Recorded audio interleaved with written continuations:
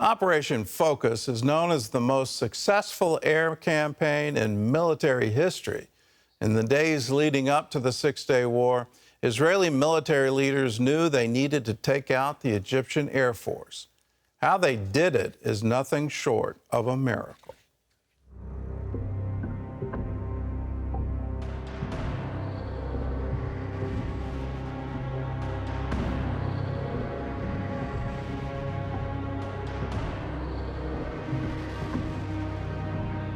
In May of 1967, Egypt's president, Gamal Abdel Nasser, declared war on the State of Israel, telling his followers, "Our path to Palestine will be covered with blood." Nasser moved his troops into the Sinai Peninsula, expelled the UN peacekeepers there, then blocked the Straits of Tiran to Israeli ships. For Israel, it was time to strike or be struck. And for the next 3 weeks, the Israel Defense Forces were on high alert. The atmosphere in Israel before the war was very tense. People thought we were facing total extinction. 40,000 coffins were prepared, and no one was sure that the IDF could really handle the Arab armies. 2 weeks after the birth of my son, I had to leave him, without knowing if I would ever see him again. Armed by the Soviet Union, the Egyptians had the largest and best air force in the Arab world. Israel's only chance of survival was a preemptive strike. And the Air Force had prepared for this moment for more than a decade. Their plan was called Operation Moked, which means focus in Hebrew. Operation Moked was the brainchild of Ezra Weitzman. He was commander of the Israeli Air Force. He was a pilot himself. He was a pilot in the British Air Force in World War II, flew Spitfires, later the president of Israel. And it was an incredibly daring program. The plan was for dozens of squadrons to strike 11 airfields throughout Egypt and the Sinai Peninsula. The main goal was to strike when all the Arab planes were still on the ground, fully exposed. And the idea was to bomb out the runways first to prevent any aircraft from taking off and to keep them from flying for a few days. In 1966, the plan's creator, Ezra Weitzman, had been promoted to IDF Chief of Operations, and his successor, General Moti Hod, now had the task of executing Weitzman's plan. Moti was a commander of the Air Force that kept on flying as a fighter. He understood what we felt in the cockpit. So he understood the issues. Brave man, the nicest person in the world. He had nerves from a metal and always thinking forward, ahead, like he did on the time to attack Egypt. For Israeli civilians, the pre-war tension was high. But for Air Force Squadron Commander Yalo Shavit, Israel's victory was inevitable. The Israeli Air Force is like a tide spring, ready to somebody to cut the cable that prevents it from. It will be done in no time because we've been trained since the last 11 years. I told my wife, go to Gedera. Gedera is a small village in the south. Find a small toferet, a lady tailor. And you know, what do you want to wear for parties with all the who's and who's, prime minister and down? Have 3 sets. Why 3? I said, because I'm telling you to do 3. There will be parties. He says, you're crazy. I said, listen to me, go and do it. She did it.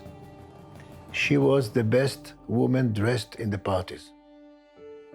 Israeli intelligence had spent years gathering details about the Egyptian targets. From the location of each plane to the name, rank, and even the voice of each pilot.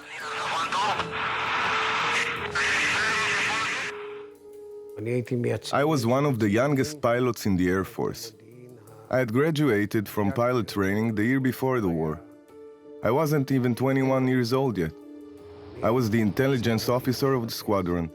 For 3 weeks, we learned the most accurate intelligence we could learn. We also prepared the combat doctrine for attacking airports. I was a part of that system. It was so confident that they know exactly what to do. They trained so many times, they knew it with closed eyes. To receive an aircraft with empty fuel tanks, with empty munition, with empty whatever. And they got to a record of 8 minutes. 8 minutes to prepare the aircraft to be ready to take off.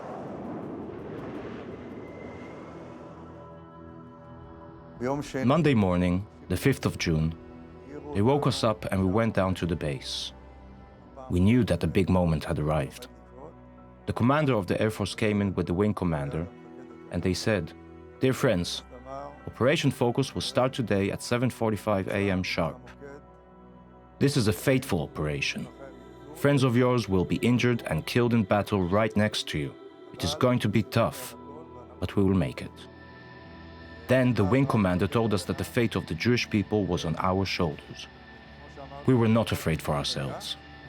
The only fear was that we would not be able to perform our duties in the best way possible. When I took off, I didn't realize it will be such a complicated mission. Squadron leaders gave their pilots some ground rules, issued by Commander Moti Hod. There is no communication whatsoever. No radio, no nothing. So we were prepared with all kind of signs and flags, colors of the flags. When you're ready to start the engine, where you have to take off, no radio, zero. You fly at 0 altitude, the lowest you can. If something happened, you do not report back that you crashed or that you jumped. The Air Force will find you. You do whatever it takes to reach to the target. We have to destroy the aircrafts on the ground. We were also told that the mission was more important than anything, and that even in an emergency, even if a friend of ours is about to be killed, we were not allowed to warn him. We had to just let him crash. As cruel as that may sound, this was also that we will not disrupt the operation. If someone is attacked, you have to go on and fight. Nearly all of Israel's 196 combat planes were committed to the airstrike. Only 12 were left behind to defend the state of Israel. The planes flew low over the Mediterranean to avoid being detected by radar. We took off and stayed between 35 feet to 50 feet.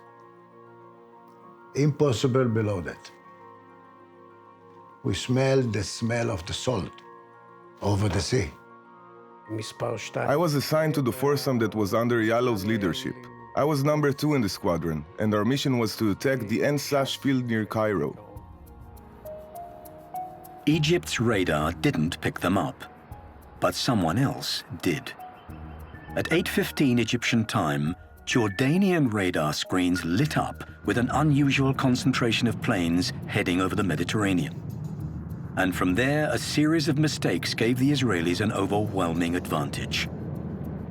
The top general in Jordan radioed the word grape, the prearranged code for war, to Egypt's defense minister in Cairo. But the Egyptians had changed the code word the day before without updating Jordan. So the Jordanians' messages were tossed aside, and the warning never reached Cairo. But even if the message had been deciphered, there was no one around to read it. Egypt's Air Force commander was at his daughter's wedding. The ground force commander was on vacation. And the defense minister had gone to bed a few hours earlier, leaving orders that he was not to be disturbed. Egypt's chief of staff, Field Marshal Amer, was flying in that morning from an all-night party.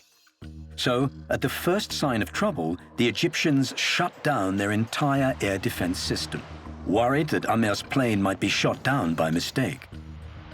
Assuming that any Israeli attack would begin at sunrise, the Egyptians had already flown their dawn patrols and returned to base for breakfast. Moti was the man that planned it, caused the soldiers and officers to be creative. He hit them exactly in the middle of landing, refueling, eating, ready to go. Here, boom. We reached the target, but from a distance of 3-4 minutes, I saw that there was a fog. So I started circling, finding a hole in this fog that I see the runway. I dive, I bomb the runway, everything was okay. 2 is okay. 3, I don't hear anything. 4 is okay. Something happened to this excellent officer and pilot that he tried to aim, and meantime, he lost altitude. And when he tried to recover, he hit the runway. But as we were told in the briefing before the takeoff, there is no mercy, there is only one thing: keep on doing the job. We turned around 360 degrees and performed the second attack. The planes were already burning and there was a lot of smoke. Those bombers went up in giant flames. First I attacked a bomber that seemed to be less damaged. Then the second time I attacked an anti-aircraft battery, and then finally the control tower. The Egyptians fired some anti-aircraft missiles at my plane, but they did not hit me. In the last second, I saw from the left anti-aircraft position, and before I knew what happened, I got a hit by 3-4 bullets. The front wheel, I saw it disappear. The aircraft stopped. My air brakes went out, and from 500 knots, it went down to 220 in no time. The 2 other, number 2 and 4, flew forward. I gave them an order: go by yourself to the base. Get as soon as possible to the sea, so nobody will shoot at you. Because I found myself, after I was hit, at 3,000 foot, looking forward. And what do I see? MiG-21 in front of me, maybe 500 meters, shooting. My instinct immediately is to shoot at him. He broke to the right, I broke to the left, and then close to Israel, I went up to 7,000 in case I bail out. I came to the area of the base. Benny Pellet, the commander of the base, in the control tower. Hello, you have a problem, I understand. Go to the sea next to Ashdod and bail out. He says, no. He says, I'm telling you. He says, I hear you, but I know I'm not going to bail out. I said, don't worry. I will land on 1/3 of the runway toward the fence. So I came there. I hold the aircraft in the lowest speed I can, and I crossed the runway. I touched, full brakes. I saw a lot of pieces of fire from both sides. I crossed the runway. I went to the overrun, a lot of stones and all this, and it stopped. And I went out, and I was standing, and I saw the security and the emergency cars. And they were so excited. Where's the pilot? Because they thought that something happened because of the dust and all this. There was no fire because there was no fuel. I came with 0 fuel. 0 fuel. Nothing in the aircraft, in the tanks. Nothing. Gradually, the rest of the first wave returned to Israel. In less than 8 minutes, the planes were refueled, rearmed, and ready for a second wave of bombing. In just over half an hour, the Egyptians had lost 204 planes, half of their air force. The Israelis had lost only 19. The kill ratio of Operation Focus had exceeded expectations by almost 100%. At 10:30, General Moti Hod turned to the Army's Chief of Staff, Yitzhak Rabin, and announced, "The Egyptian Air Force has ceased to exist." The Jordanian and Syrian air forces had also been decimated. After less than 5 hours, the Israelis had complete air superiority over the Middle East. It is truly a Hail Mary operation, but for the Egyptians, it's the ultimate humiliation. And very shortly after the Israeli aerial strike, Israeli ground forces began moving into Sinai. The goals were very limited, very limited. The Egyptians had 3 defense lines in Sinai. The goal was to take out the first of the 3 defense lines, not beyond that. But the Egyptian army collapsed so fast and began running away that the other defense lines crashed. And then, as I said earlier, Israeli forces reached the Suez Canal without even intending to reach the Suez Canal. They got sucked into Sinai. So for the Egyptians, this was the ultimate humiliation. It cannot be that the people who just yesterday you had pledged to throw into the sea are now driving you across the Suez Canal. All day long, the Egyptian propaganda machine ran in overdrive. Radio Cairo falsely reported that Egypt had shot down 85 Israeli planes, while only losing 2 of their own. And Field Marshal Amer told the Jordanians that Israel had lost 75% of its air power, a lie that encouraged Jordan's King Hussein to enter the war. So you have to develop a big lie. And the lie is that just the opposite has happened. That the Egyptian Air Force has surprised the Israeli Air Force on the ground and destroyed the Israeli Air Force, that the Egyptian army has crossed the border into Israel and is on the outskirts of Tel Aviv. That's the big lie.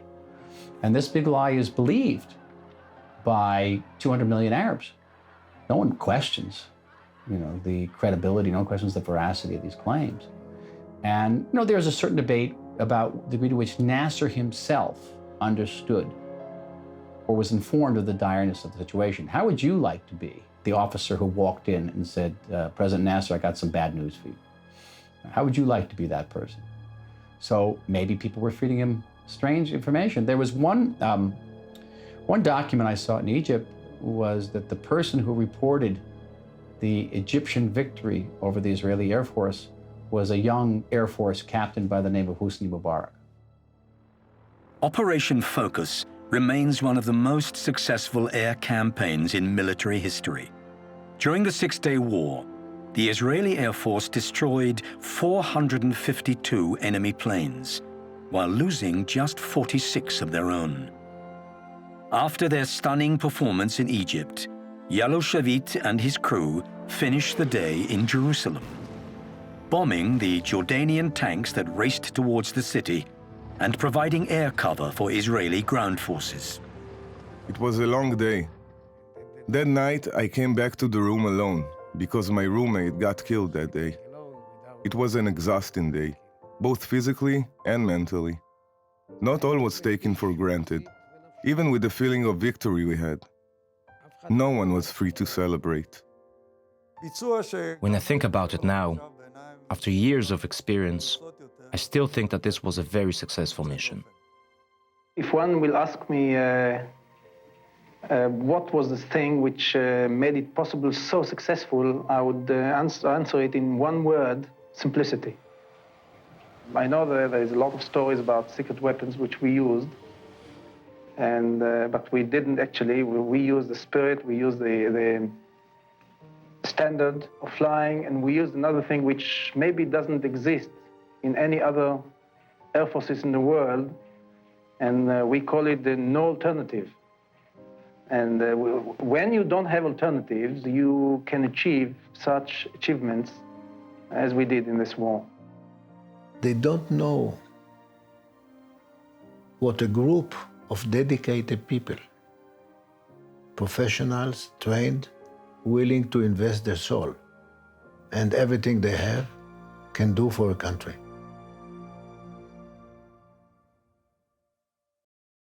The amazing story of the Six-Day War. It's an incredible achievement for that Air Force, for the IDF.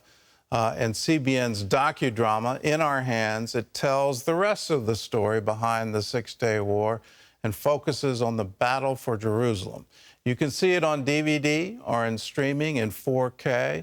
It's yours for a gift of any dollar amount. All you have to do is go to cbn.com/inourhands, or you can call us, 1-800-700-7000.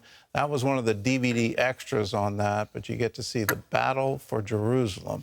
If you like it, it's called In Our Hands, and it's yours for a gift of any dollar amount. Just call us, 1-800-700-7000.